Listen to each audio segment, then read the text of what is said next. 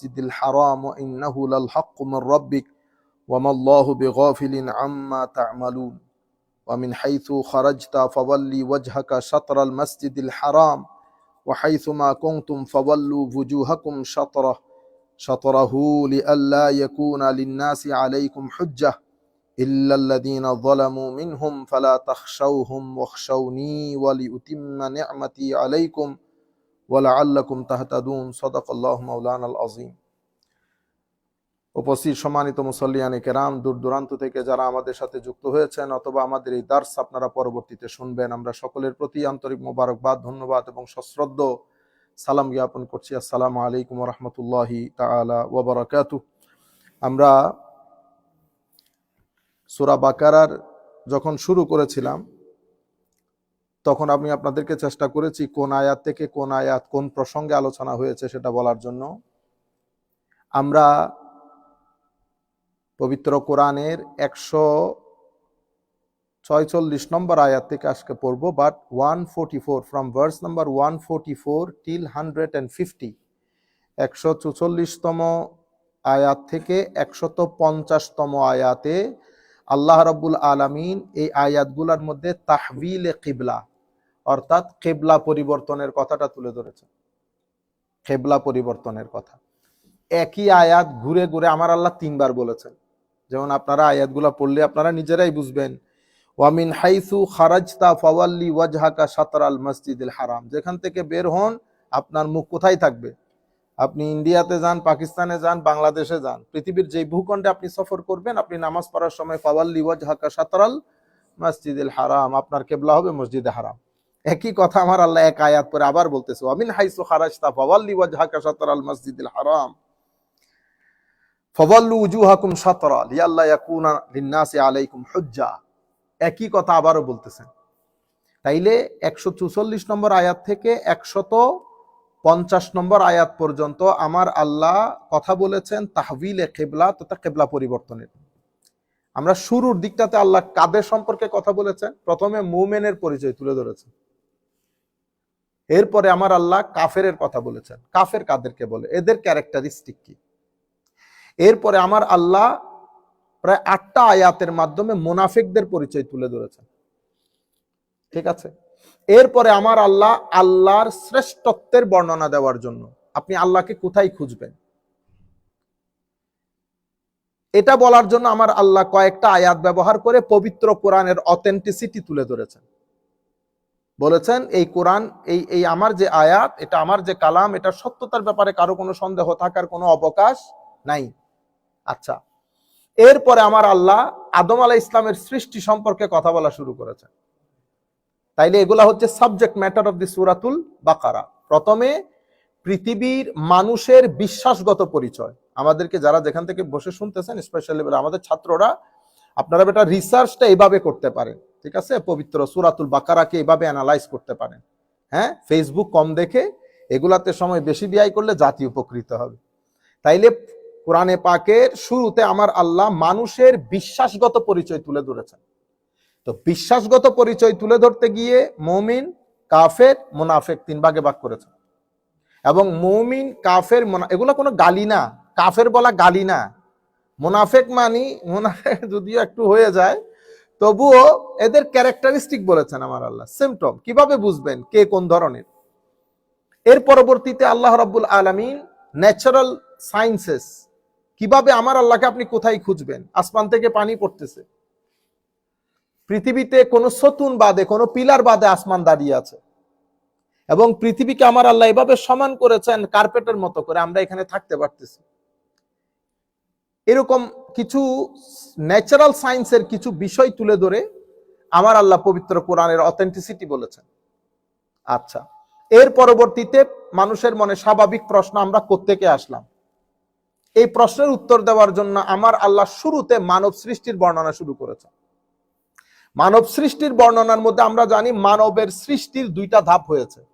একটা ধাপ মা বাবার মাধ্যমে আমরা এসেছি, আর আমাদের যিনি সবার পিতা, আদি পিতা হযরতে আদম আলাইহিস সালাতু ওয়াস সালাম, উনি যেহেতু the first human being ever, তো উনাকে আমার আল্লাহ মা বাবার মাধ্যমে তার সৃষ্টি করেন নাই। উনারটা chemical constitution of human life বলি, যেটা মাটি থেকে সৃষ্টি করা হয়েছে শুধু আদম আলাইহিস সালামকে।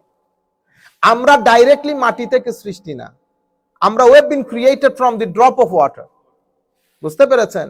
ওয়ালাকাদ খালাকনাকুম, আল্লাহ রাব্বুল আলামিন কিছু আয়াতের মধ্যে বলেছে আমি তোমাদেরকে পানি দিয়ে সৃষ্টি করেছি, কিছু বলে ঠনাটন মাটি থেকে সৃষ্টি করেছে, কিছু বলে আমি তোমাদেরকে ভিজা মাটি থেকে সৃষ্টি করেছি। তো সৃষ্টির দুই ধাপের সবকিছু তুলে ধরে স্বাভাবিকভাবে আমরা যে দ্বিতীয় ধাপে এসেছে, আমাদের একটা বায়োলজিক্যাল কনস্টিটিউশন, হযরত আদম আলাইহিস সালাম একটা কেমিক্যাল কনস্টিটিউশন। তো সৃষ্টির এই দুই ধাপ তুলে ধরেছেন, এটা আপনারা খুব ইজিলি জেনে গেছেন, কিন্তু আপনাদের মধ্যে আর কোনো ধরনের প্রশ্নের অবতারণা হচ্ছে না। কিন্তু পৃথিবীর হাজার হাজার মানুষ রাত দিন ঘুমাইতে পারে না এই প্রশ্নে, where I have come from, who is the first human being ever, because science has no answer to these questions. কারণ সায়েন্সের এটা ব্যাপারই না, সায়েন্স এগুলো অ্যাফোর্ডও করতে পারে না, এগুলা তো ডিভাইন কমিউনিকেশন, ডিভাইন মেসেজ। যাই হোক, এর পরবর্তীতে আমার আল্লাহ মানব সৃষ্টি, আদম আলাইহিস ইসলামের সৃষ্টি, আদম আলাইহিস ইসলাম অতঃপর জমিনে অবতরণ, এখানে মানুষের কন্টিনিউয়েশন, এটা নিয়ে আমার আল্লাহ অনেক আয়াতের মধ্যে ডিসকাস করেছেন। এর পরবর্তীতে আল্লাহ রাব্বুল আলামিন বনি ইসরাইলের কথা তুলে ধরেছেন। এখন বনি ইসরাইল এসেছে, ওই যে ইসরাইলের মধ্যে হযরত ইসরাইল, আমরা আপনারা জানা মনে রাখার কথা, হযরত ইব্রাহিম আলাইহিস সালামের দুই সন্তানের, বুঝতে পেরেছেন, ইসরাইল ইয়ানি ইয়াকুব আলাইহিস সালাম, ইয়াকুব, তাহলে ইয়াকুব থেকে পরবর্তীতে হযরত ইব্রাহিম আলাইহিস সালামের নাতি, হযরত ইব্রাহিম আলাইহিস সালামের নাতি, ওখান থেকে ইসরাইল। তো বনি ইসরাইল কারা, কি ঘটেছিল বনি ইসরাইলের সাথে? মুসা আলাইহিস সালামের সাথে মিশরে যাওয়া, মিশর থেকে অতঃপর ফেরাউন ধ্বংস হওয়া, পুরা বনি ইসরাইলের ইস্যুটা আল্লাহ তুলে এনেছেন। এর পরবর্তীতে ওখানে বনি ইসরাইলে মুসা আলাইহিস সালামের জমানার মধ্যে ওই যে হত্যাযজ্ঞ, অতঃপর একজনে হত্যা করে আরেকজনের নাম দেওয়া, কেন সূরা বাকারার নাম বাকারা রাখা হয়েছে, গাবি রাখা হয়েছে, সেটার বিস্তারিত বর্ণনা দিয়েছে। সেটার বিস্তারিত বর্ণনা দিয়ে আমার আল্লাহ এবার আরেকটা সাবজেক্ট ম্যাটার শুরু করেছেন। সেই সাবজেক্ট ম্যাটার হচ্ছে তাহবিলে কিবলা, কিবলা পরিবর্তন। কিবলা পরিবর্তন আমাদের মুসলিম দুনিয়ার জন্য এবং তৎকালীন জমানার জন্য অনেক বড় একটা ইস্যু ছিল। এবং হযরত আব্দুল্লাহ ইবনে আব্বাস রাদিয়াল্লাহু তাআলা আনহুর একটা বর্ণনা মতে যে এই কিবলার পরিবর্তন, অর্থাৎ এই যে আমরা আগে বাইতুল কুদসের দিকে নামাজ পড়তাম ফিরে, এখন আমরা হারাম শরীফের দিকে নামাজ পড়ি, এই যে কিবলার পরিবর্তন, এই কিবলার পরিবর্তন মুসলমানদের ইতিহাসে ইসলামিক ক্লাসিক্যাল সায়েন্সের প্রথম নাস্খ মানে হচ্ছে অ্যাব্রোগেশন, অ্যাব্রোগেট করা। আপনারা বলেন না যে অষ্টম সংশোধনী, ষষ্ঠ সংশোধনী, পঞ্চম সংশোধনী, কনস্টিটিউশনের মধ্যে according to the time and situation balance করার জন্য and to fulfil the demand of time, সময়ের দাবি ফুলফিল করার জন্য কনস্টিটিউশনের কিছু বিষয়ের মধ্যে পরিবর্তন আনতে হয়। কিন্তু প্রত্যেক কনস্টিটিউশনের মধ্যে, I am not talking about কোরআন, আমি কনস্টিটিউশনের কথা বলতেছি, আমাদের প্রত্যেক কনস্টিটিউশনের মধ্যে কিছু থাকে foundation and pillars of the constitution, যেটার উপর ওই কনস্টিটিউশনটা বেস করে। যেমন আমাদের বাংলাদেশি কনস্টিটিউশনের 4টা বেসিক পিলার আছে। আপনারা যখন কনস্টিটিউশন শুরু করবেন, প্রিয়াম্বল অফ দি কনস্টিটিউশনের মধ্যে বিষয়গুলো বিস্তারিত বর্ণনা আছে, এগুলোর মধ্যে কোনো পরিবর্তন আনা যায় না। আমাদের সেকুলার কনস্টিটিউশনের কথা বলতেছি। এরপরে কিছু এডিশন থাকে, এগুলা সময়ের চাহিদা অনুযায়ী পরিবর্তন হয়, পরিমার্জন হয়, সংযোজন হয়, বিয়োজন হয়। এবং এটা নিয়ে অনেক মারামারি কাটাকাটি থাকে। অষ্টম সংশোধনী, সপ্তম সংশোধনী, কেন মারামারি কাটাকাটি থাকে জানেন? কারণ এরা নিজেদের স্বার্থ রক্ষার জন্য কিছু সংশোধনী আনে, এর বেতন বৃদ্ধি, তারপর ওরা বাইরে থেকে গাড়ি আনবে, গাড়ি যেন শুল্ক মুক্ত হয়ে বের হইতে পারে, এগুলাতে আবার তারা ইখতিলাফ করে না, একজন আরেকজনের সাথে কোনো ইখতিলাফ করে না। চোরে চোরে শেষ বিকালে মাসতুতো ভাই, এমনিতে বাইরে একজনের সাথে একজন মারামারি, কিন্তু ভিতরে যত ধরনের, আমরা হলে কোনোদিন করতাম না, আমরা হলে কোনোদিন, এগুলো তো বেগাইরতি। তুমি বেটা এমপি, তোমার লজ্জা শরম লাগে না? তুমি বাংলাদেশের মানুষের টাকা নিয়ে 8 কোটি 10 কোটি টাকা বেটা শুল্ক না দিয়ে গাড়িটা বের করে যে রাস্তায় আনো, বালা মাঞ্চের পোলা হলে, রক্ত আলা মাঞ্চের পোলা হলে কোনোদিন করতো না। তোমার বাপের দিনের সম্পদ, তুমি বাংলাদেশি নাগরিক, তুমি কেমন এটা করলা? একটা ব্যক্তি কোর্টে পার্লামেন্টে দাঁড়িয়ে বললো না যে কেন এটা হবে?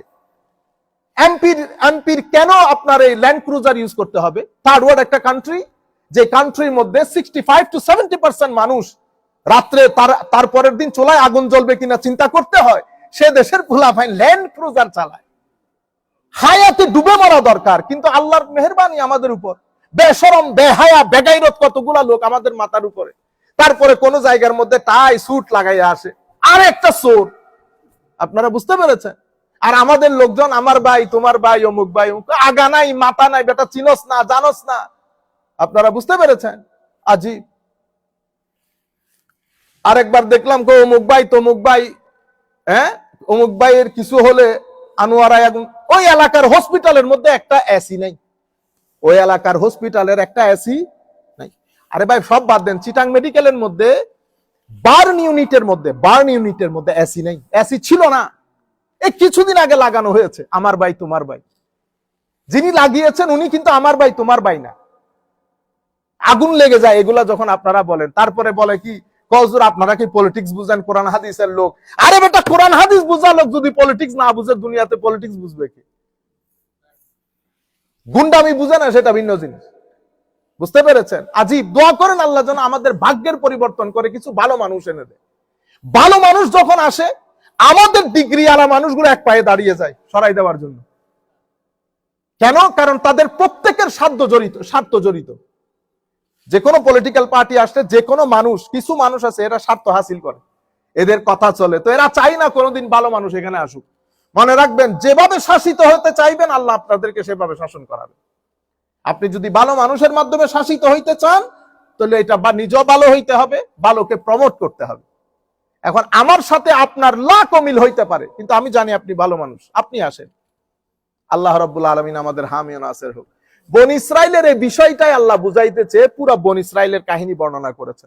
এবং সূরা বাকারার নাম কেন বাকারা করা হয়েছে এটাও বলেছে। তাহভিলে কাবলার কথা এসেছে। তাহভিলে এটা প্রথম নাস বলে অ্যাব্রোগেশনকে। অ্যাব্রোগেশন মানে রহিতকরণ। রহিতকরণ মানে প্রথমে একটা হুকুম এসেছে, এই হুকুমটা নির্দিষ্ট সময় পর্যন্ত অ্যাক্টিভেট করে রেখেছেন আল্লাহ, কিন্তু একটা পরিস্থিতিতে যখন এটার পরিবর্তনের সময় এসেছে, আমার আল্লাহ আরেকটা হুকুম নাজিল করে প্রথম হুকুমকে অফ করে দিয়েছে। কোন কোন সময় কোরআন শরীফের মধ্যে কিছু আয়াতি হুকুম আছে, যেটা আয়াত এখানে আছে কিন্তু হুকুমটা অ্যাক্টিভেটেড, হুকুমটা ইনঅ্যাক্টিভ। হাদিসে পাকের মধ্যে হাদিস শরীফ আছে কিন্তু হুকুম ইনঅ্যাক্টিভ। হাদিস শরীফ কিতাবের মধ্যে আছে। আমার নবী যেমন সাল্লাল্লাহু আলাইহি ওয়াসাল্লাম, যেমন উটের মাংস খাওয়ার পরে অজু, উটের মাংস খাওয়ার পরে অজু, আমার নবী অজু করেছেন। আমার নবী অজু, এক সময় তো আমার নবী যেই সমস্ত জিনিসকে রান্না করে খাইতে হতো, সেটা খাওয়ার পরে আমার নবী অজু করে নামাজ পড়তেন। পরবর্তীতে এই হুকুমটা কি হয়ে গেছে? রহিত হয়ে গেছে। আমি সৌদি আরব এবার গতবার যে হজে গেলাম, তো আমাদের তো আজীব লাগে যে আমাদের যারা ইয়াংস্টার, শিক্ষিত তাবকা, শিক্ষিত শ্রেণী, ওরা তো আসলে সহজবোধ্যতা চায়। যেখানে সহজ, ওদেরকে যদি বলেন পাঞ্জাগানা নামাজ, এগুলো মৌলবীদের কাজ। আসলে নামাজ হইল কি? দুইবার। কিভাবে? ফজরে পড়বেন একবার, এশাতে পড়বেন, মানে সূর্যাস্তের পরে পড়বেন একবার। মাঝখানের যে নামাজ, এগুলা মৌলবীদের ঢং, এগুলা মৌলবীদের ঢং। কেন? কোরআন শরীফের আয়াত আসছে না, ওয়া আকিমিস সালাতা তারাফাইন নাহার ওয়া যুলাফাম মিনাল লাইল ইন্নাল হাসানাত ইউযহিবনাস সাইয়্যাত যালিকা যিকরা লিয-যাকিরিন। ওয়া আকিমিস সালাত তারাফাইন নাহার, নামাজ কখন কায়েম করবেন? নাহার মানে দিনের প্রথম ভাগে এবং শেষ ভাগে, ওয়া যুলাফাম মিনাল লাইল এবং রাতের অর্ধেক সময়। তো নামাজের এখন কয়টা বলছে আল্লাহ? 3টা। আপনি কয়টা পড়েন? 5টা। তো 5টা পড়ে, যেটা মৌলবীদের কাজ। বুঝতে পেরেছেন? আপনারা বিশ্বাস করেন এই ধরনের অনেক তরুণ প্রজন্ম আছে, আল্লাহ না করুক এই ঘটনা, আপনাদের হীন হায়াতের মধ্যে আপনারা আরো পাবেন। তখন দেখবেন যে আসলে নামাজ বলে কোনো কিছু নাই। এই মৌলবীরা বানিয়েছে এগুলা।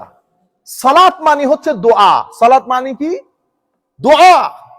আপনি রাস্তার মধ্যে হাঁটতে হাঁটতে যখন টাইম হবে, হাত তুলে দিবেন, রব্বানা আতিনা ফিদ দুনিয়া হাসানা ওয়া ফিল আখিরাতি হাসানা ওয়া কিনা আযাবান নার। হয়ে গেছে। বুঝতে পেরেছেন? তো আমি আপনাদেরকে বলতে চাচ্ছিলাম যে নাসখ যেটা, অর্থাৎ পরের একটা হুকুম এসে প্রথমটা রদ হয়ে যাওয়া। যেমন উটের মাংস, আমার নবী সাল্লাল্লাহু আলাইহি ওয়াসাল্লাম পরবর্তীতে হাদিসের মাধ্যমে প্রথম হুকুমটা রদ করে দিয়েছেন। ঠিক আছে, পরবর্তীতে কি বলেছেন যে যদি আগুন কোনো কিছুকে মাস করে, মানে আগুনের মাধ্যমে আপনি কোনো কিছু পাকাইলে এরপরে আর ওযু করতে হবে না। এখন কোন সময় আমার নবী মুখ দিয়ে বলেছেন, কোন সময় আমার নবী কর্ম করে দেখিয়েছেন। এক সময় দেখা গেছে আমার নবী খেয়েছেন, খাওয়ার পরে ওযু করেন নাই, সরাসরি নামাজে দাঁড়িয়ে গেছেন। এখন এক হাদিস বুখারী শরীফের মধ্যে এসেছে, আর এক হাদিস বুখারী শরীফের মধ্যে আসে নাই। এখন আপনি বলছেন এই তো এটা থাকলে তো বুখারী শরীফে আসতো। আমার ভাই, বুখারী শরীফ ইমাম বুখারীর এটা কাজ না তো। ইমাম বুখারীটা হাদিসের কিতাব, এটা ফিকহ ফতোয়ার কিতাব না। সেই কারণে আমার ইমাম বুখারী বলছেন আমি 6 লক্ষ সনদ একসাথে করেছি, যাচ পড়তাল করেছি, নিরলস পরিশ্রম করেছি। এখান থেকে 1 লাখ হাদিস আমার কাছে সহিহ সাব্যস্ত হয়েছে। সেখান থেকে কিছু সংখ্যক হাদিস আমি আমার কিতাবের মধ্যে অ্যাড করেছি, বাকিটা ছেড়ে দিতে হয়েছে। কেন? কারণ এত সংখ্যক হাদিস যদি একসাথে করে ফেলি তাহলে তো বিশাল ভলিউমিনাস বুক হবে, এটা কেউ আর পড়বে না। এটার উপর ইজমাই উম্মত সাধিত হয়েছে। যেই কোনো হাদিসের কিতাব উঠাবেন এই কথাটা পাবেন। আমি এত সংখ্যক হাদিস একত্রিত করেছি, তোর মধ্যে 1 লক্ষ হাদিস আমার কাছে সহিহ সাব্যস্ত হয়েছে, তোর মধ্যে কিছু সংখ্যক হাদিস আমি এখানে অ্যাড করেছি, সংকলন করেছি, বাকিটা তুলের কারণে, বড় হয়ে যাওয়ার কারণে বাদ দিতে হয়েছে। যেই কোনো হাদিসের কিতাব, কিন্তু আপনাকে তো পড়তে হবে, এটা তো মেথোডোলজির ব্যাপার, স্টাডির ব্যাপার। আপনি নরমাল গুগল করে করে তারপরে রাস্তা দিয়ে হাঁটতে হাঁটতে মাসলা জিজ্ঞেস করলে তো হবে না। এগুলা তো যেমন আপনি যদি আমাকে জিজ্ঞেস করেন তো আমরা হাদিস সম্পর্কে কিছু জানি না, আপনি বলবেন হুজুর তো দর্শ করেন যে, তো আমরা আরবি মোটামুটি একটা আইডিয়া আছে, সেই হিসাবে আমি হাদিসগুলো ট্রান্সলেট করে আপনাদেরকে বলতে পারি, কিন্তু হাদিস বিজ্ঞান সম্পর্কে আমার আইডিয়া নাই। কিন্তু হাদিস বিজ্ঞানের উপর লিখিত বইগুলা মোটামুটি আমার লাইব্রেরিতে আছে, আমি প্রথম ডাল হইলো দেখছি। কিন্তু আপনি যদি আমাকে জিজ্ঞেস করেন আপনি এক্সপার্ট কিনা, আমি বলবো আমি এক্সপার্ট না। হুজুর আপনি এটা ফতোয়া দিতে পারবেন, আই এম সরি, আমি ফতোয়া দিতে পারবো না, আমি এক্সপার্ট না। তো ফতোয়ার কিতাব দেখেছেন ম্যাক্সিমাম আমার লাইব্রেরিতে আছে। বুঝতে পেরেছেন? এক্সপার্ট হওয়া এক জিনিস, ফতোয়া দেওয়া এক জিনিস, আর সেটা সম্পর্কে কিছু আইডিয়া রাখা আরেক জিনিস। আমরা হচ্ছিলাম কিছু আইডিয়া রাখার লোক। তো আমার সাবজেক্টে আমার হাতের দর্শন, আধুনিক চিন্তা চেতনা, থট, তাসাউফ, এগুলো আমার আকীদা, এগুলো আমার বিষয়। তো এগুলা তো কি আমি এক্সপার্ট না, এগুলা তো এক্সপার্ট না। আমরা মধ্যম মধ্যমও না, বিলো মধ্যম ক্যাটাগরির লোক। এবার আপনারা আপনাদেরটা বিচার করেন। বুঝতে পেরেছেন? তাহলে ইমাম বুখারী, যেমন আপনারা আমিন জোরে বলেন না, অনেকে আমাদের বাইরে আমিন জোরে বলে না, তো আমি যদি বলি বুখারী শরীফের কোন হাদিসের মধ্যে আমিন জোরে বলার অধ্যায় নেই, তার মানে কি আমিন জোরে বলা এটা শরীয়ত সম্মত না, এটা মনে করবেন?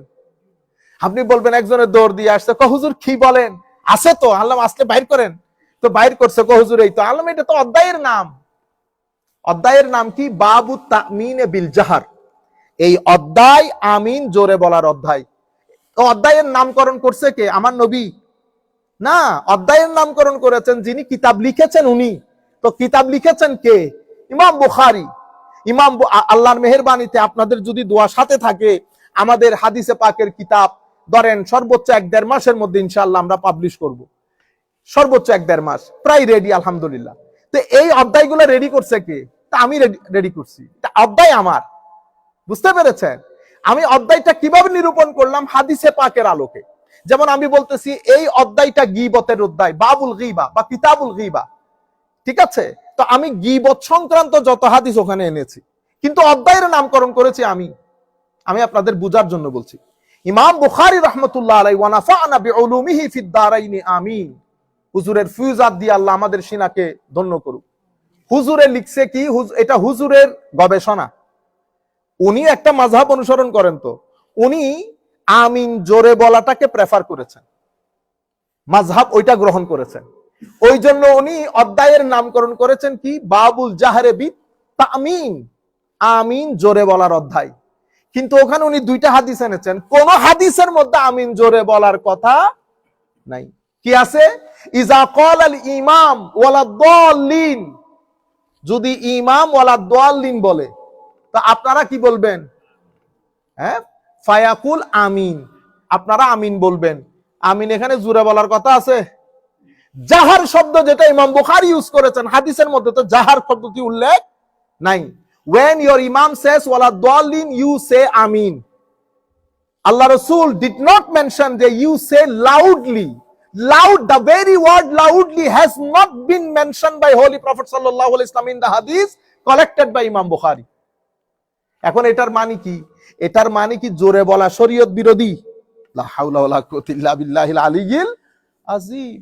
আমার নবীর অনেক হাদিসের মধ্যে আমিন জোরে বলার কথাটা এসেছে, কিন্তু ইমাম বুখারীর দৃষ্টিতে হয়তো এটা সহিহ না, সেই কারণে ইমাম বুখারী এই জায়গার মধ্যে হাদিসটা আনেন নাই।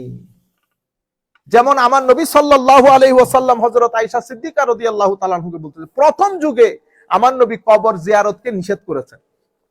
নাহাইতুকুম আন জিয়ারাতিল কুবুর, আমি তোমাদেরকে নিষেধ করছি কবর জিয়ারত যেন তোমরা না করো। তাইলে প্রথমে না করেছে না, এর পরবর্তীতে আমার নবী বলতেছেন আলা ফাজুরুহা, এখন কবর জিয়ারত করো।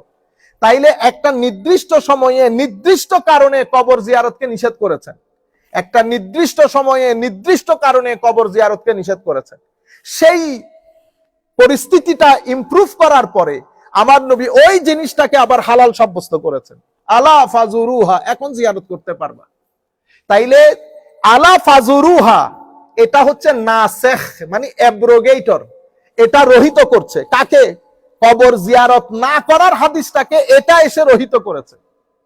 কখনো আমার নবী মুখে বলেছেন, কখনো কর্মে দেখিয়েছেন। তো কর্মে যখন দেখিয়েছেন সেটা বিভিন্ন হাদিসের কিতাবের মধ্যে ছড়ানো ছিটানো থাকে, সেখান থেকে আমাদের যারা বড় বড় ইমাম তারা ওই হাদিসগুলা এনে আমাদেরকে শরীয়তের ফিকহ ফতোয়া দিয়েছেন। আপনারা বুঝতে পেরেছেন? এখন আপনি যদি সরাসরি হাদিসে পাকের কিতাবে ঢুকে যান, ধরেন আপনি কোনটা রহিতকারী, কোন হুকুম রহিত হয়েছে এটা আপনি ধরতে পারেন নাই, পথভ্রষ্ট হন নাই।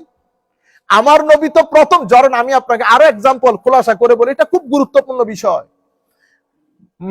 আপনি মোহাম্মদ আবু বকর, ঠিক আছে, আপনি গিয়েছেন আমার নবীর দরবারে। আমার নবী নবুয়ত প্রকাশের প্রথম 5 বছরের মধ্যে আপনি গেছেন। আমার নবী আপনাকে বলেছেন, না বেটা, জিহাদের জন্য অস্ত্র ধরা যাবে না, পরিপূর্ণরূপে ধৈর্য ধারণ করতে হবে, সবর। ইয়া রাসূলুল্লাহ, মারলে কাটলেও সবর। সবর আমাদের প্রথম অস্ত্র, ধৈর্য।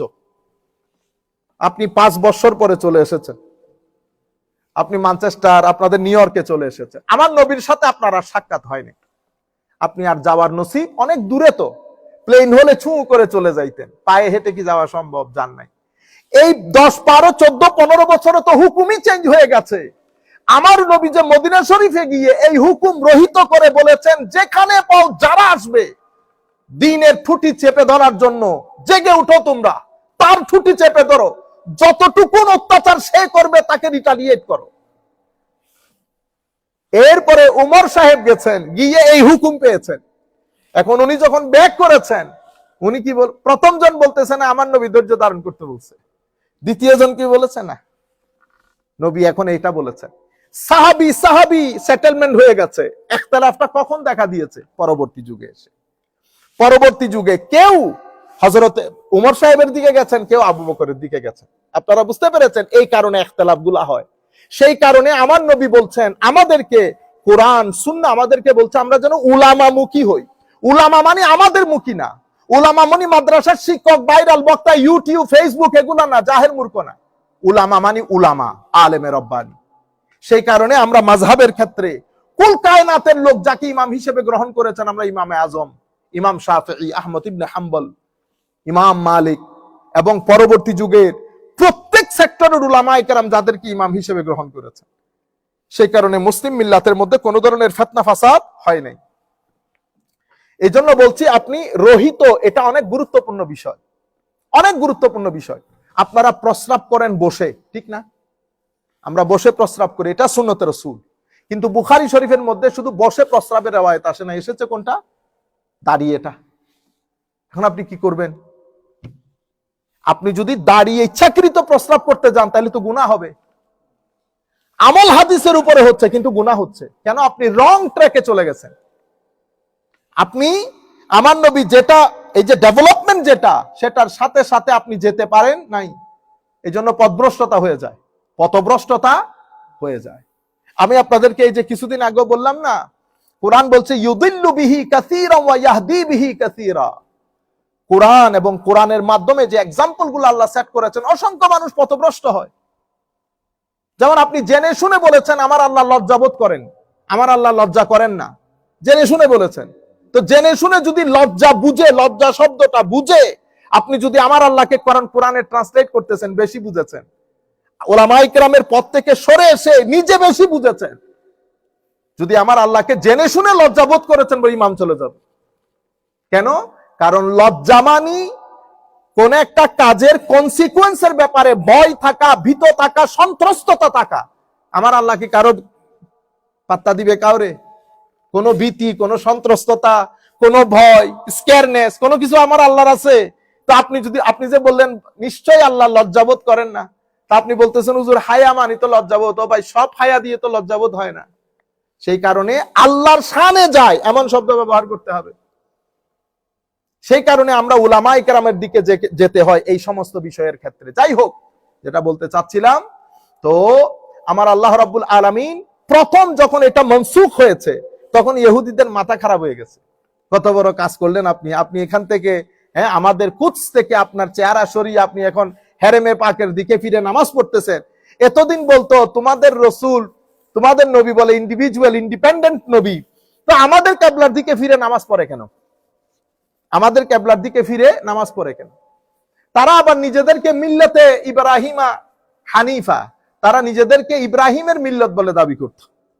তখন আমার আল্লাহ এই 3টা আয়াত নাজিল করলেন। এই প্রথমে 144 থেকে 50 নম্বর আয়াত, কিন্তু ধারাবাহিকভাবে এই 3টা কিবলা পরিবর্তনের ক্ষেত্রে ডাইরেক্টলি বলেছেন। তো এটার অনেক হিকমত বর্ণনা করেছেন উলামায়ে কেরাম, যে 3টা আয়াত একই ধরনের আসার কারণ কি। তো এখন উলামায়ে কেরাম বলতেছেন 3টা আয়াত একই ধরনের আসার কারণ হচ্ছে, প্রথম কিবলা পরিবর্তনের কথা তাদের ব্যাপারে বলা হয়েছে যারা অলরেডি হেরেমে পাকের মধ্যে ছিল। আর দ্বিতীয় কিবলা পরিবর্তনের কথা তাদের জন্য বলা হয়েছে যারা মক্কা শরীফের লোক কিন্তু হেরেমের মধ্যে ছিল না, হেরেমের বাইরে ছিল। আর তৃতীয় প্রকার বলা হচ্ছে তাদের জন্য যারা মক্কা শরীফের লোক কিন্তু সফরে বাইরে আছে। এই 3 ক্যাটাগরির লোকের জন্য 3 ভাবে বলে ঘটনাটা একইভাবে বলতে বলতে আমার আল্লাহ তাদের মনে প্রাণে একেবারে যেন ছাপ লেগে যায়। সেই কারণে কিবলা আরো প্রথম রহিতকরণ যেন এটা একেবারে ধারাবাহিকভাবে শক্তভাবে এস্টাবলিশ হয়ে যায়, সেই কারণে বারবার আমার আল্লাহ কিবলা পরিবর্তনের কথা বলেছেন। আমরা আর এই ব্যাপারে কথা না বলি। 144 থেকে 50, কারণ ইতোপূর্বে অনেক কথা বলেছে এই বিষয়ে। 50 নম্বর আয়াত, এরপরে 151 নম্বর আয়াতে গিয়ে আমার আল্লাহ এখন সাবজেক্ট ম্যাটার পরিবর্তন করেছেন। নতুন সাবজেক্ট কি? নতুন সাবজেক্ট হচ্ছে রসুল প্রেরণ, রসুলের কর্মকাণ্ড। এই ব্যাপারে আমার আল্লাহ কথা বলা শুরু করেছেন। কি বলেছেন? কামা আরসালনা ফীকুম রাসূলাম মিনকুম ইয়াতলু আলাইকুম আয়াতিনা ওয়া ইউযাক্কিকুম ওয়া ইউআল্লিমুকুমুল কিতাবা ওয়াল হিকমা ওয়া ইউআল্লিমুকুম মা লাম তাকুনু তা'লামুন। আমি আপনারা একটু ধৈর্যচ্যুতি না হয় মতো, আমি সম্মানিত আমাদের যে সমস্ত শ্রোতা আছেন, বিশেষ করে মাদ্রাসার বা উলামায়ে কেরাম, দেখেন আপনারা এক একজন এক এক ধরনের তাফসীর দরকার। আমরা কোনো মুফাসসির না, আমরা সাধারণ মুসল্লি নিয়ে বসি, সাধারণ কথাবার্তা বলি। এখন পবিত্র কোরআনের কেউ তাফসীর করে শাব্দিক বিশ্লেষণ, যেমন কামার গ্রামাটিক্যাল অর্থ কি, এই কামা দিয়ে কি বোঝানো হয়েছে, আরসালনার মানে grammatical explanation of the word. আমরা এখানে ওইটা করি না। দ্বিতীয় বিষয় হচ্ছে প্রত্যেক আয়াতের একদম পৃথক পৃথক অনুবাদ করা, এক্সাক্ট অনুবাদ করা, এটাও আমরা করি না। আমরা আবার আয়াতের মধ্যে বালাগাত ফাসাহাত, যেটা অলংকার শাস্ত্র যেটাকে বলে, আমরা সেটাও করি না। সুতরাং এগুলা যদি আপনাদের প্রয়োজন হয়, আপনারা আমাদের বিশুদ্ধবারের দার্সের মধ্যে অনলাইন যেটা করি উলামায়ে কেরামের জন্য এক্সক্লুসিভলি, ওখানে শামিল হতে পারেন। এখানে আমাদের সাধারণ মুসল্লি, আর আমি এটা রেখেছি, এটাকে আমরা কোন মেথোডোলজি অ্যাপ্লাই করি, এখানে মেথোডোলজি অ্যাপ্লাই করি। আমরা আয়াতগুলা পড়ি, পড়ার পরে তাফসীরে মাওদুঈ যেটাকে বলে, যেখানে গুরুত্বপূর্ণ বিষয় আছে, সেই বিষয়গুলো সবই তো গুরুত্বপূর্ণ কোরআনের আয়াত, কিন্তু যেগুলো আমাদের জানা প্রয়োজন আমরা সেগুলো একটু বিস্তারিতভাবে মুসল্লিয়ানে কেরামকে বলি, এবং দূর দূরান্ত থেকে যারা আমাদের সাথে শরীক হন তারাও ব্যাপারগুলো বুঝতে পারেন। সেই হিসাবে আমরা একটু আয়াতের অর্থ বলি, কিন্তু আয়াতের অর্থ এক্সাক্ট না, আমরা ব্যাখ্যামূলক অনুবাদ করি মানুষ যাতে বুঝতে পারে। সাথে আমরা তফসির কারকদেরকেও শামিল করে নেই। আমরা যেখান থেকে তফসির করি সেটা আমি সবসময় বলি, আমাদের ইবনে কাসির আছে, তফসির ইবনে কাসির আছে, আমার উস্তাদ শেখ সাঈদ তানতাবি রহমতুল্লাহি আলাইহির তফসির আল ওয়াসিত আছে, ইমাম রাজির তফসিরে কবির আছে, ইমাম বাগাবী আছে, ইমাম কুরতুবী আছেন এবং ইমাম ইবনে কাসির আছেন। এগুলার মধ্যে আমরা সীমাবদ্ধ থাকি। যাই হোক, কামা আরসালনা ফীকুম রাসূলাম মিনকুম ইয়াতলু আলাইকুম আয়াতিনা ওয়া ইউযাক্কিকুম ওয়া ইউআল্লিমুকুমুল কিতাবা ওয়াল হিকমা ওয়া ইউআল্লিমুকুম মা লাম তাকুনু তা'লামুন। আরবের মধ্যে, তৎকালীন সমাজের মধ্যে প্রায় মেইনলি দুই ধরনের মানুষ ছিল। এক ধরনের মানুষকে আমরা বলি আহলে কিতাব, আর এক ধরনের মানুষকে আমরা বলি উম্মি। কি বলি? উম্মি।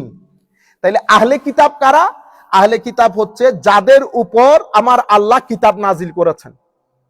খ্রিস্টান হযরত ঈসা আলাইহিস সালামের উম্মত এবং ইহুদি হযরতে মূসা আলাইহিস সালামের উম্মত। একজনের কাছে তাওরাত, আরেকজনের কাছে জবুর। আর হযরত দাউদ আলাইহিস সালাম তো আছেই, কিন্তু মেইনলি ওই পেনিনসুলার মধ্যে এই দুই ক্যাটাগরির মানুষকে আমরা আহলে কিতাব বলতাম। আচ্ছা, এদের অপোজিট হচ্ছে উম্মি। তাহলে উম্মি কারা? অমিনহুম উম্মিয়ুনা লা ইয়ালামুনাল কিতাব। ওখানে উম্মি হচ্ছে ওই সমস্ত লোক যাদের উপর কোনো ওহী তো পূর্বে নাজিল করা হয় নাই। তারা কোরআন, তারা এই ডিভাইন মেসেজের ব্যাপারে কোনো কিছু জানেই না। যেমন আপনি যদি তাওরাত পড়েন, ওল্ড টেস্টামেন্ট, যেমন আমি যে হযরত আদম আলাইহিস সালামের ঘটনা পড়ছি, আপনি তাওরাতও যদি পড়েন এই ঘটনার মধ্যে 19-20 মিল পাবেন, মেইনলি একই কথা। অনেক বড় জিনিস না সিমিলারিটি থাকা।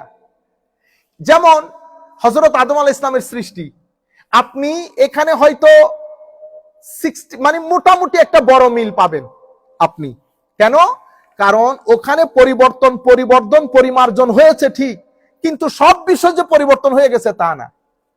আপনি প্রায় ইতিহাসের ক্ষেত্রে যেগুলো কোরআনের মধ্যে ইতিহাস বর্ণিত হয়েছে, তারিখ বর্ণিত হয়েছে, হযরত ইউসুফ আলাইহিস সালামের কাহিনী, হযরত ঈসা, আপনি 50% মিল পাবেন, 50% বরং আরো বেশি মিল পাবেন, 60%।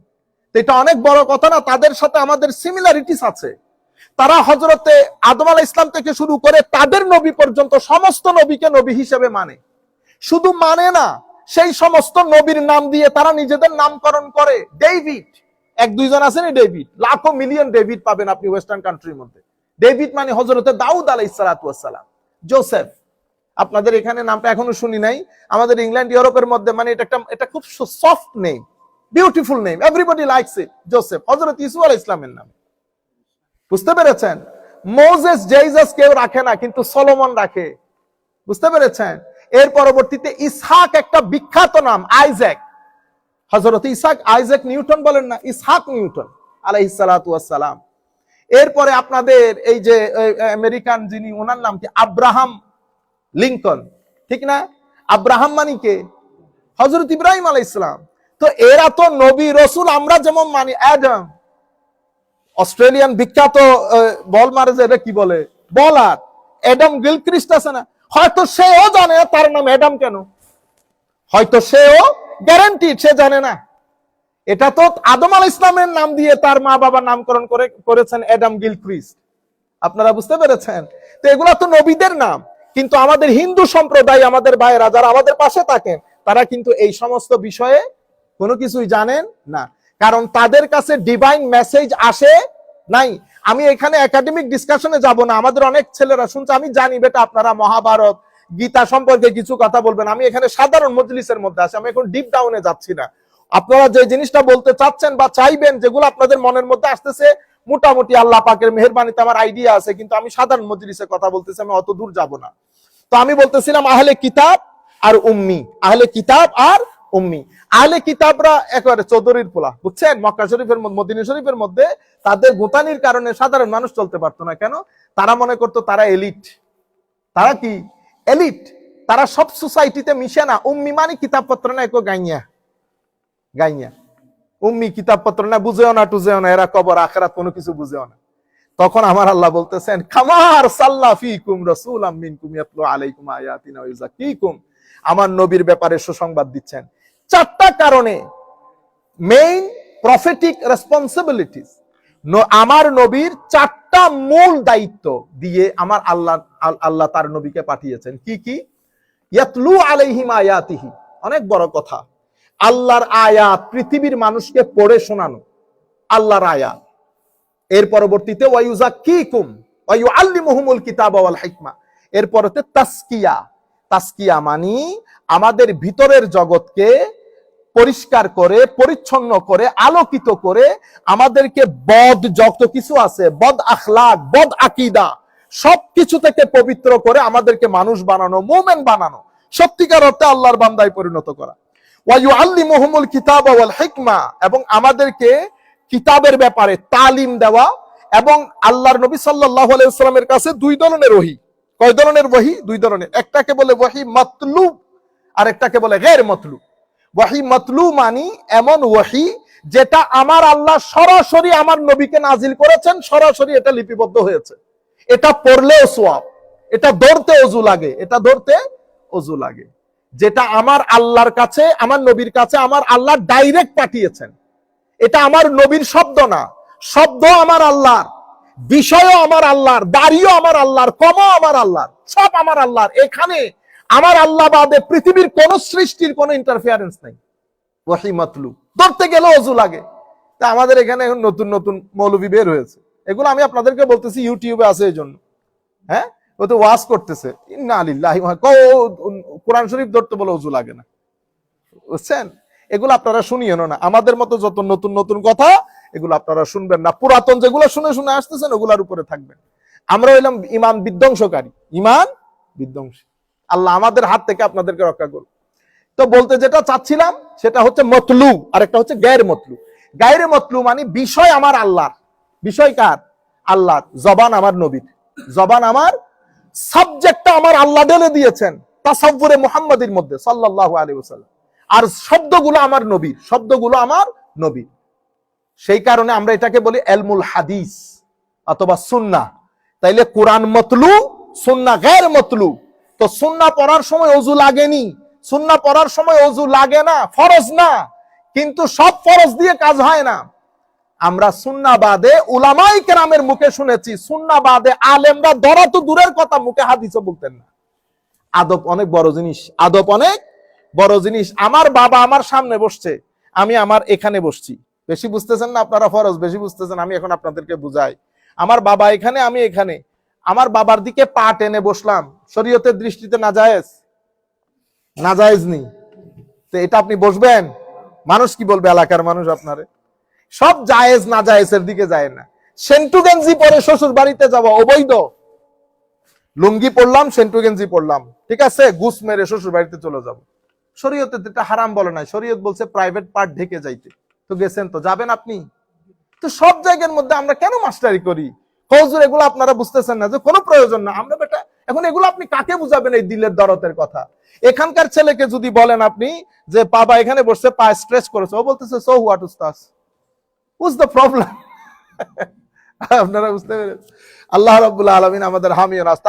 নবী চারটা রেসপন্সিবিলিটি, তিলাওয়াত, তাসকিয়া, তালিম। কিসের তালিম? কিতাবের তালিম, হিকমতের তালিম। হিকমত মানে সুন্নাহ, হিকমত মানে সুন্নাহ, অর্থাৎ কিতাবের ব্যাখ্যা বিশ্লেষণ উম্মতকে জানিয়ে যাওয়া। এই চারটা প্রফেটিক রেসপন্সিবিলিটিস। এর পরবর্তীতে আমরা শেষ করে দিচ্ছি আখেরি কথা। আমার আল্লাহ, আল্লাহুম্মা সাল্লি আলা সাইয়্যিদিনা মুহাম্মাদিন, তোমরা আখিরাত সম্পর্কে অজ্ঞ ছিলা, কবরের জীবন সম্পর্কে অজ্ঞ ছিলা, ঈমান সম্পর্কে অজ্ঞ ছিলা, কিছুই জানতা না তোমরা। সবকিছু জানিয়েছে আমার নবী মাধ্যমে।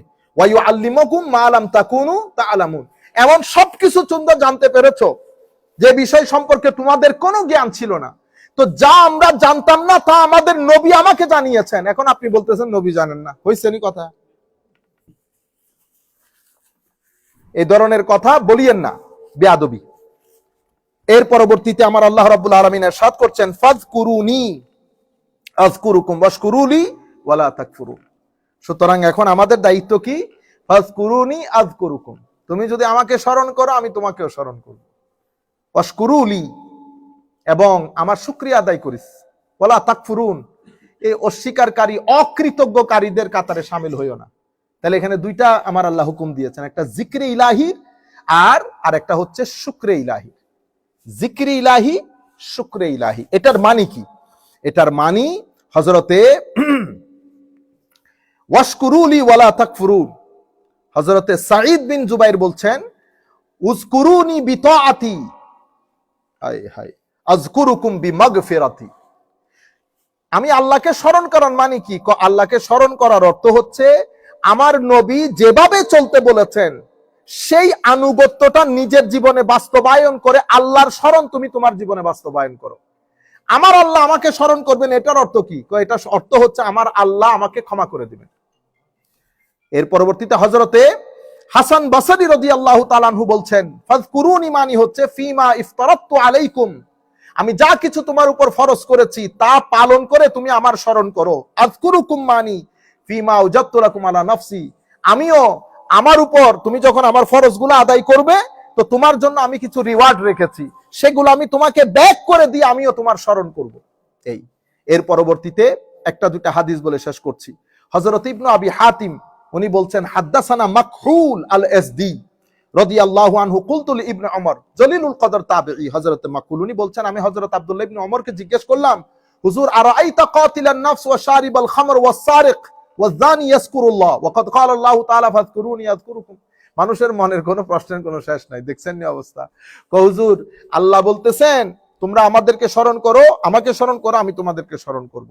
তো এখন এক জানি বেবিচারকারী সেও আল্লাহকে স্মরণ করলো, শারেবুল খমর রাত দিন মদ খায় সেও আল্লাহকে স্মরণ করলো, চোর সেও আল্লাহকে স্মরণ করলো, হত্যাকারী সেও আল্লাহকে স্মরণ করলো, তো আল্লাহ কি তাদেরকেও স্মরণ করবে?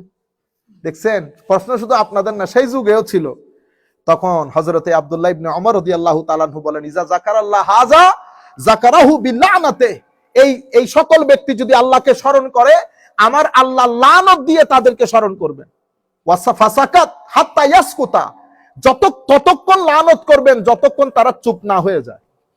যারা বেবিচারকারী, যারা হত্যাকারী, যারা শারেবুল খমর তথা ড্রাঙ্কার্ড, মদ্যপান করে রাত দিন, ইউজ টু এটার উপর, এরা যখন আল্লাহকে স্মরণ করে হযরতে আব্দুল্লাহ ইবনে ওমর রাদিয়াল্লাহু তাআলা আনহু বলছেন যে যতক্ষণ পর্যন্ত তারা স্মরণ বন্ধ না করবে ততক্ষণ আল্লাহ লানত দেবে তাদেরকে। যাই হোক, আল্লাহ রাব্বুল আলামিন আমাদের সবাইকে ক্ষমা করুক। এই লানত আবার ওই লানত না, কুফরের লানত না। এখানে আরো অনেক ধরনের হাদিস শরীফ আছে, আমি জাস্ট বললাম, আমি জাস্ট আপনাদের বুঝার জন্য হযরত আব্দুল্লাহ ইবনে ওমরের এই হাদিসটা, আর একটা হাদিস, আর দুইটা হাদিস বলে শেষ করে দিচ্ছি। হযরত রাসূল করিম সাল্লাল্লাহু আলাইহি ওয়াসাল্লাম আন হিশাম ইবনে সাঈদ আন যায়েদ বিন আসলাম আন্না মুসা আলাইহিস সালাতু ওয়াস সালাম, হযরতে মুসা আলাইহিস সালাম আল্লাহকে বলছেন ইয়া রাব্বি কাইফা আশকুরু, হযরত মুসা আলাইহিস সালাম বলতেছেন আল্লাহ আপনার শুকরিয়া কেমনে আদায় করি? ক্বালা লাহু রাব্বুহু, আমার আল্লাহ হযরত মুসা আলাইহিস সালামকে বললেন মুসা তাযকুরুনি ওয়ালা তানসানি, তুই আমাকে স্মরণ করবি, আমাকে ভুলে যাবা না, আমাকে ভুলে যেও না। ফাইজা যাকারতানি ফাকাদ শাকারতানি, তুমি যখন আমাকে স্মরণ করবা এটাই আমার প্রতি তোমার শুকরিয়া আদায়। মানে আমার স্মরণ করা মানে হচ্ছে আমার শুকরিয়া আদায় করা। কিভাবে শুকরিয়া আদায় করবো? আমাকে স্মরণ করে, আমাকে ভুলে যাইও না। এজন্য মুখের মধ্যে কতক্ষণ পর পর একবার আল্লাহ বলে একটু চিন্তা করবেন। আমি আপনাদেরকে বারবার বলি, যে হালতের মধ্যে থাকেন সুবহানাল্লাহ আলহামদুলিল্লাহ ওয়ালা ইলাহা ইল্লাল্লাহু আল্লাহু আকবার ওয়ালা হাওলা ওয়ালা কুওয়াতা ইল্লা বিল্লাহিল আলিয়্যিল আযীম, এটা আপনারা একেবারে মৃত্যুর আগ পর্যন্ত এটা একেবারে ইউজ টু হয়ে যান এটার সাথে। আপনি সপ্তাহ দেড়েক করার পরে তখন আর আপনি ইচ্ছাকৃতভাবে পড়তে হবে না। এই গাড়ি একবার চালু হবে, এটা আর বন্ধ হবে না, এটা আর বন্ধ হবে না। এবং এমন অবস্থা হয় কি জানেন, এমন অবস্থা হয়, হায় হায়, একটা অবস্থা এমন আসবে যে এই সুবহানাল্লাহ, আর এটা যদি বড় লাগে আপনারা আর একটু ছোটতে আসতে পারে, সুবহানাল্লাহি ওয়া বিহামদিহি সুবহানাল্লাহিল আযীম ওয়া বিহামদিহি আস্তাগফিরুল্লাহ। বুঝতে পেরেছেন? এটার মাধ্যমে তো ভিতরের রেলের মধ্যে এটা জারি হবে। এটা আপনার ব্যক্তি জীবনকে অনেক বেশি কি বলে শান্ত করবে। এগুলোর মধ্যে ইউজ টু হবেন। আর একটা জিনিস, অজুর হালতে থাকার চেষ্টা করবেন। অজুর হালতে এই বর্তমান সময়ে তো এটা খুবই প্রয়োজন। আমাদের ছেলেদেরকেও বলছি যে অজু না ভাঙে মতো অজুর মধ্যে থাকেন। অজুর মধ্যে থাকলে আমাদের জন্য কাপড় যেমন, ইমানের জন্য অজুও তেমন। আমরা যেমন কাপড় ছাড়া বের হব না, কাপড় হচ্ছে আমাদের শরীরের একটা সৌন্দর্য, আর অজু হচ্ছে ইমানের কাপড়। অজুর মাধ্যমে আমরা শয়তানের ওয়াসওয়াসা থেকে প্রায় 50% প্রটেক্টেড হয়ে যায়। আমাদের সুফিয়া ইকরাম বলছেন 50% আপনি প্রটেক্টেড হতে পারবেন যদি অজুর হালতে থাকেন। আর যেন তেন ভাবে ঘুমাই যায় না, ঘুমের মধ্যে আদব সহকারে ঘুমায়েন একটু। কেন? ঘুমকে বলা হয় ছোট মৃত্যু, আর আমরা যে মৃত্যু বরণ করি সেটাকে বলে বড় মৃত্যু, আল মৌতুল আকবর, আল মৌতুল আসগার। সুতরাং পৃথিবীতে অসংখ্য মানুষ, 35% মানুষ বা 20% মানুষ, 25 to 35% মানুষ ঘুমের মধ্যে মারা যায়। আল্লাহ রাব্বুল আলামিন যেন আমাদের অজুর হালতে, ইমানের হালতে, কালমার হালতে আমাদেরকে মৃত্যু দান করেন আল্লাহর রেজামন্দি অনুযায়ী। ওয়া মা আলাইনা ইল্লাল বালাগুল মুবিন। আসসালামু আলাইকুম ওয়া রাহমাতুল্লাহ। আল্লাহুম্মা আমিন। রব্বানা যালামনা আনফুসানা ওয়া ইল্লাম তাগফির লানা ওয়া তারহামনা লানাকুন